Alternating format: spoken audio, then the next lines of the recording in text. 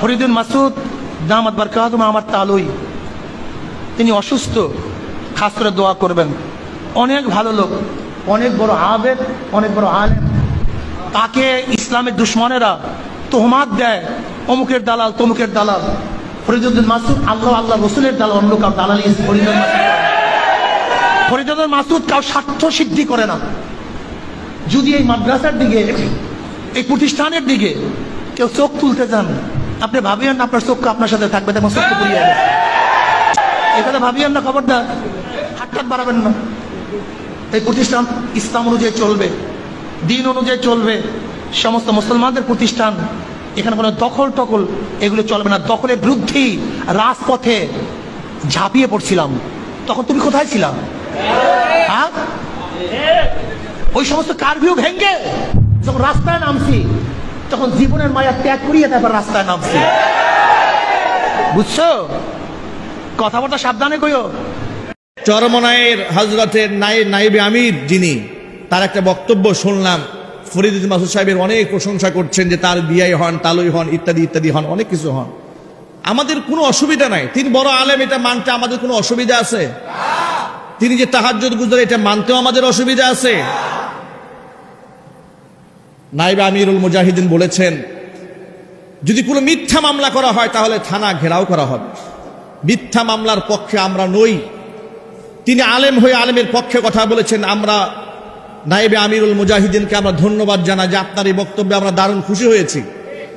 কিন্তু এই খুশি আমরা আরো অনেক আগে হতে পারতাম। যেদিন মামুনুল হক অ্যারেস্ট হয়েছিল, আপনি যদি বলতেন মিথ্যা মামলায় গ্রেফতার করা হয়েছে, থানা ঘেরাও করা হবে, সেদিন আমরা আরো অনেক খুশি হতে পারতাম। যেদিন জুনায়েদ বাবুনগরী হাফিজাহুল্লাহকে মিথ্যা মামলায় গ্রেফতার করে একজন বয়োবৃদ্ধ মানুষকে রিমান্ডে নিয়ে পা উল্টা করে ঝুলিয়ে পিটিয়ে রক্তাক্ত করা হয়েছে, সেদিন যদি হুঙ্কার দিয়ে বলতেন এই সমস্ত মিথ্যা মামলা আলেমদের নামে দেওয়া হয়েছে, থানা ঘেরাও করা হবে, ওসি প্রত্যাহার করা হবে, এদেশের মুসলমানদের কলিজা ঠান্ডা হয়ে যেত। আপনি সেদিন এই কথাগুলো বলেন নাই। আপনি সেদিন কথা বলেন নাই, বরং আকার ইঙ্গিতে অনেক জায়গায় এমনও কথা বলেছেন সরকার একেবারে ধাক্কা দিয়ে ফেলে দিবা, বিরাট শক্তি, রাজনৈতিক বুঝো, নানান কথা বলেছেন। দুঃসময়ে আমরা এগুলো বলতে চাই না। আমরা জাতির ঐক্য চাই, তবে মনের কিছু ব্যথা এই জন্য শেয়ার করলাম যে আজকের এই দিনে যখন গোটা বাংলাদেশের মুসলমানরা ক্ষত বিক্ষত, রক্তাক্ত, মুসলমানদের কলিজার মধ্যে ঘা এখনো শুকায় নাই, গাদ্দারদের প্রশংসা কোন সাহসে জাতির সামনে আপনি উচ্চারণ করেছেন? যারা জাতির সাথে গাদ্দারি করেছে, মাজলুম আলমদের বিপক্ষে অবস্থান নিয়েছে, তাদের পক্ষে টু শব্দ পর্যন্ত করবেন, এই জাতি মেনে নেবেন। ফরিদুল মাসুদকে তার প্রাপ্য হিসাব চুকায় দেওয়া হবে ইনশাল্লাহ। বলেন, আপনি বলেন তিনি অনেক বড় মাপের আলেম, বিরাট বড় বুজুর্গ। এদেশের 90% আলেমের মতামত নেন ফরিদুল মাসুদের ব্যাপারে। এদেশের বড় বড় মুফতি মুহাদ্দিসদের মাইন্ডেড নেন তার ব্যাপারে। তারাই বলে দেবে যে তিনি কত বড় মাপের দালাল ছিলেন, এ জাতি বলে দেবে। আমি আরো কষ্ট পেয়েছি, তিনি বলেছেন যে ইসলাম বিদ্বেষীরা বলেছেন যে ফরিদুদ্দিন মাসুদ নাকি দালাল।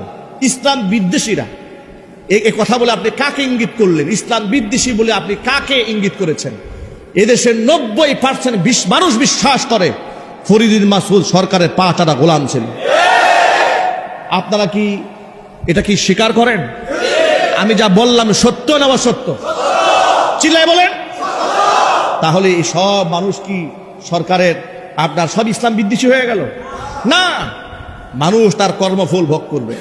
এই কর্মফল থেকে আপনি চেনে কাউকে নামাতে পারবেন না, আপনি বাঁচাতে পারবেন না। কর্মফল তাকে ভোগ করতেই হবে। সুতরাং বাংলাদেশের এমন অসংখ্য জালেম আলেম ছিল, দালাল, বিভিন্ন মসজিদের মিম্বার থেকে আলেমদেরকে গ্রেফতার করাবার পেছনে তাদের হাত ছিল। কথা বলেন ঠিক কিনা? তাদেরকে জাতি খুব ভালো করে জানে। সুতরাং বাংলাদেশের আলেমদের ঐক্যের সাথে সাথে সুবিধাভোগী যারা ছিল এবং পিছন দিক থেকে যারা জাতিকে ছুরি মেরেছে, আলেমদের ঐক্যে ফাটল সৃষ্টি করেছে, তাদেরকেও জাতির সামনে চিহ্নিত করতে হবে। আমরা এই জাতির ঐক্য চাই, আমরা চাই ভেদাভেদ সব দূর হয়ে যাক, আলেমরা ঐক্যবদ্ধ হোক, কারো দুশ্চর্চা করা না হোক, কিন্তু ইঙ্গিত সুলভ ভাবেও যেন এদেশের কোন আলেম ওলামাকে আঘাত করা না হয়। আজকে সময় এসেছে সামনে ইসলামকে এগিয়ে নিয়ে যাওয়ার। এই জাতিকে প্রস্তুত আছে ইনশাআল্লাহ? প্রস্তুত আছেন তো ইনশাআল্লাহ? আল্লাহ যেন কবুল করেন। আমি আমি আমি ফরিদুদ্দিন মাসুদ, সুলাইকা ঈদগাহ ময়দানের ইমাম, সর্বশ্রেষ্ঠ ঈদগাহ।